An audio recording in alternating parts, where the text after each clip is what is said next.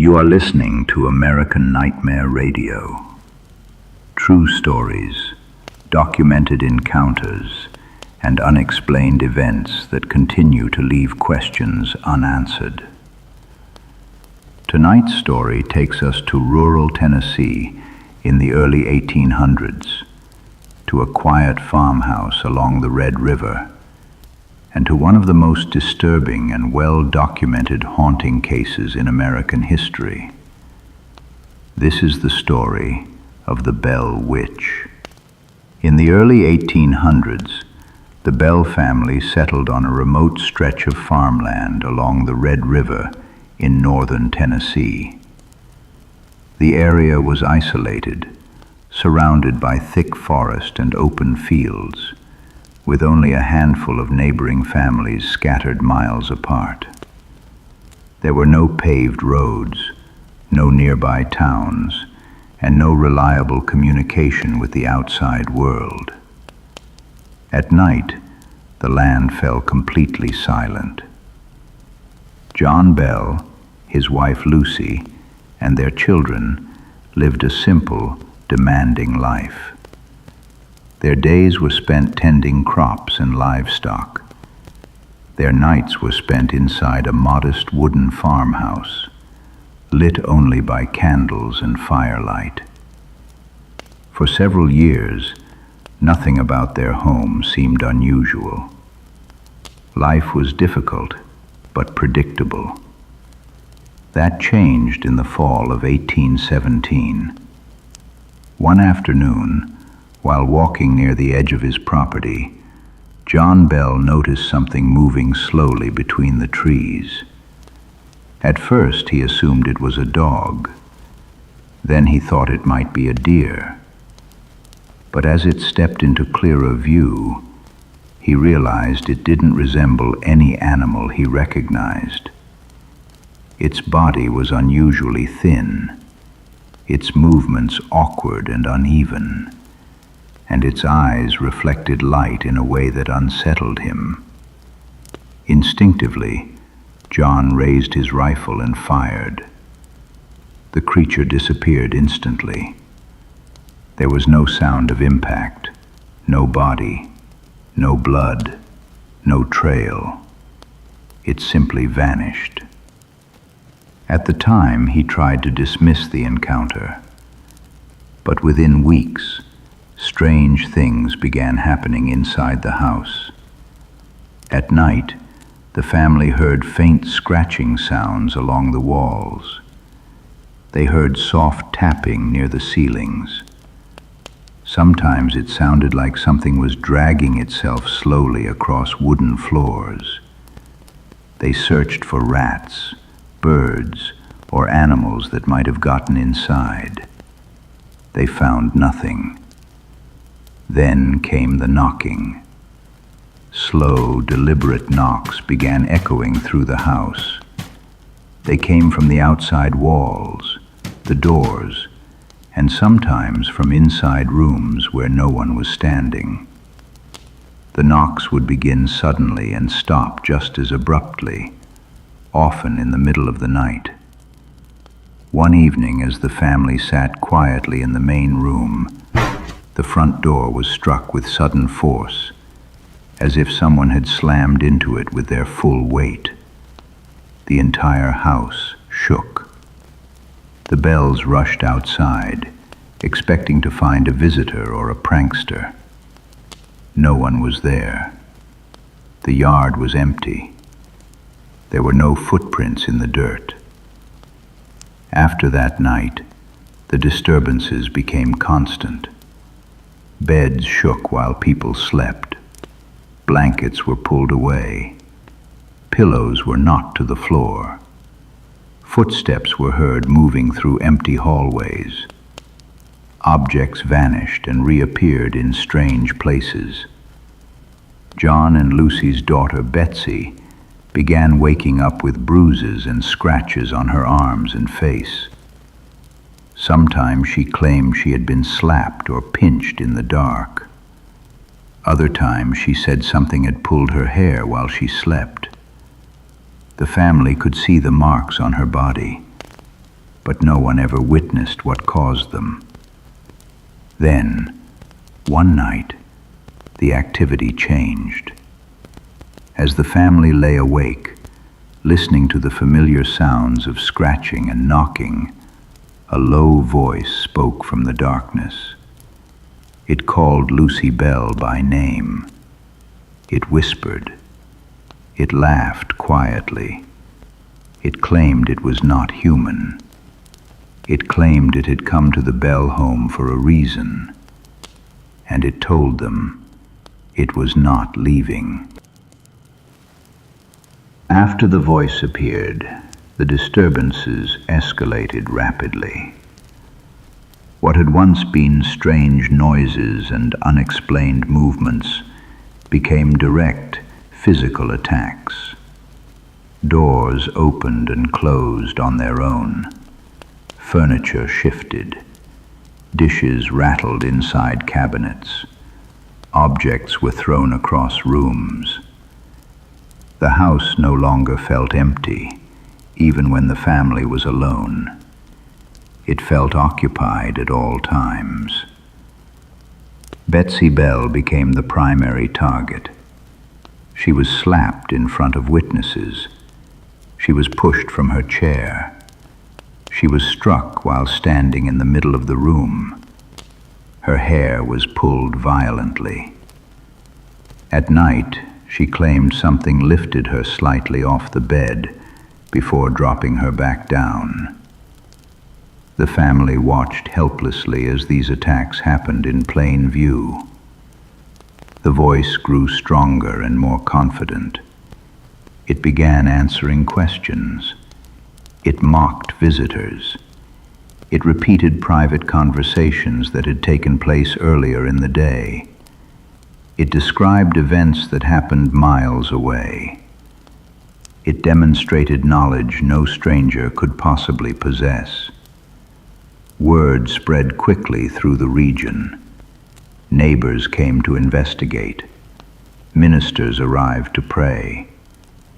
Curious travelers stopped by to witness the phenomenon. Even Andrew Jackson, who would later become President of the United States, reportedly visited the Bell property. According to witnesses, Jackson's wagon stopped moving as it approached the farm. No matter how hard his men pushed, it would not roll forward. Then a voice spoke, telling them to leave. When they turned away, the wagon moved freely again. Inside the house, the activity grew more violent. One night, as Betsy lay in bed, the door to her room slowly creaked open. No one stood in the doorway. The hallway was empty. The voice whispered her name. She began screaming uncontrollably. John Bell's health began to deteriorate. He complained of constant headaches, dizziness, and weakness. He often felt watched. He claimed he could feel something standing beside him, even when no one was there.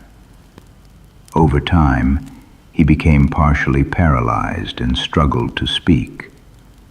The voice mocked him openly. It claimed responsibility for his suffering. It told the family he would die soon. It said it would be present when he did.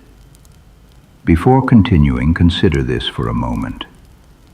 If you were living in that house, hearing those sounds every night, watching your family being harmed, and knowing you could not escape it, would you stay? Or would you abandon everything you owned and leave?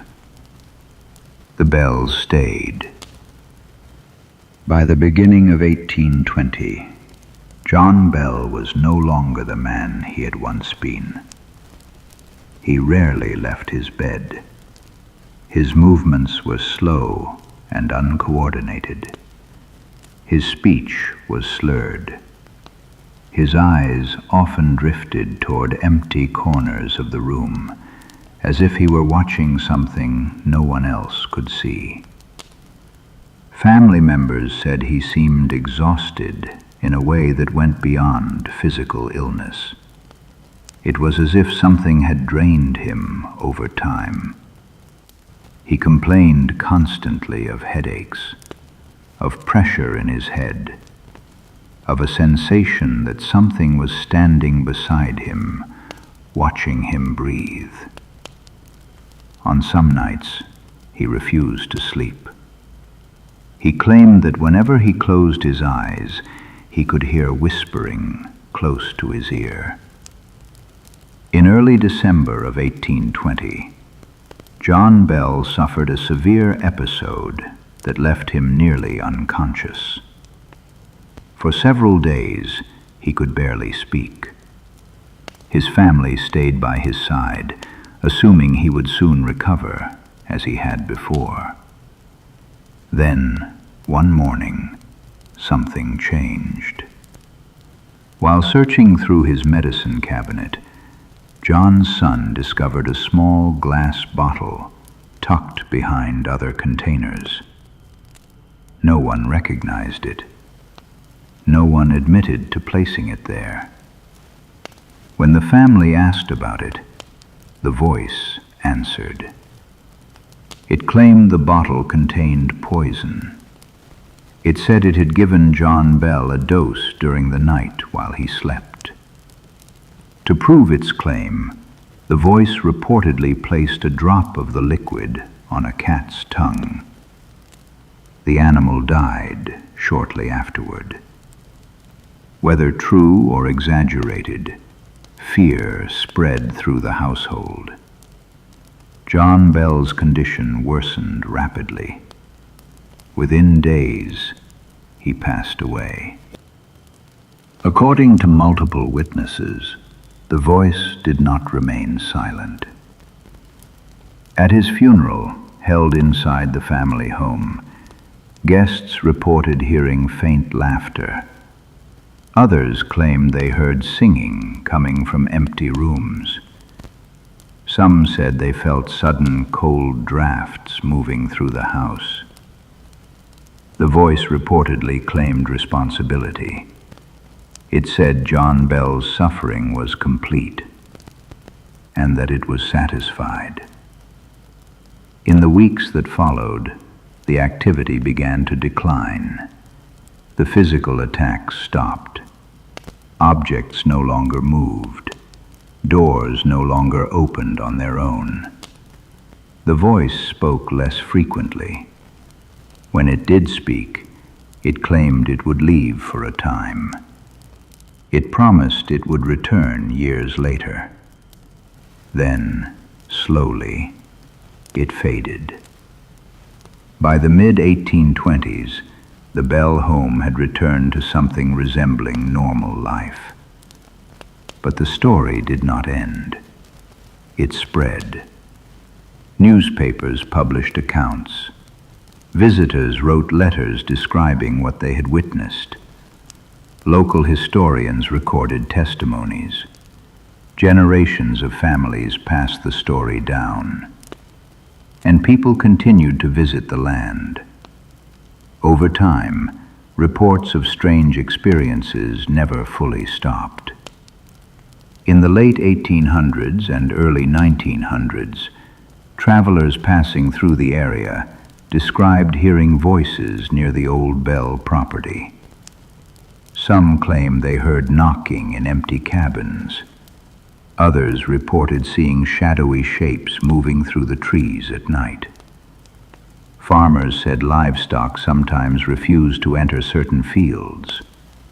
Horses reportedly became agitated near the old home site.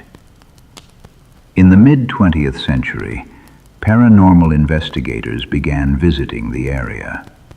They brought cameras, audio recorders, and measuring equipment. Many claimed their devices malfunctioned without explanation. Batteries drained suddenly.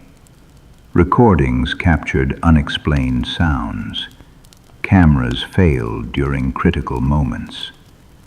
Some investigators reported feeling dizzy, nauseated, or disoriented after spending time near the property.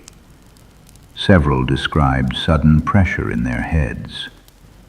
Others reported overwhelming feelings of fear that appeared without warning.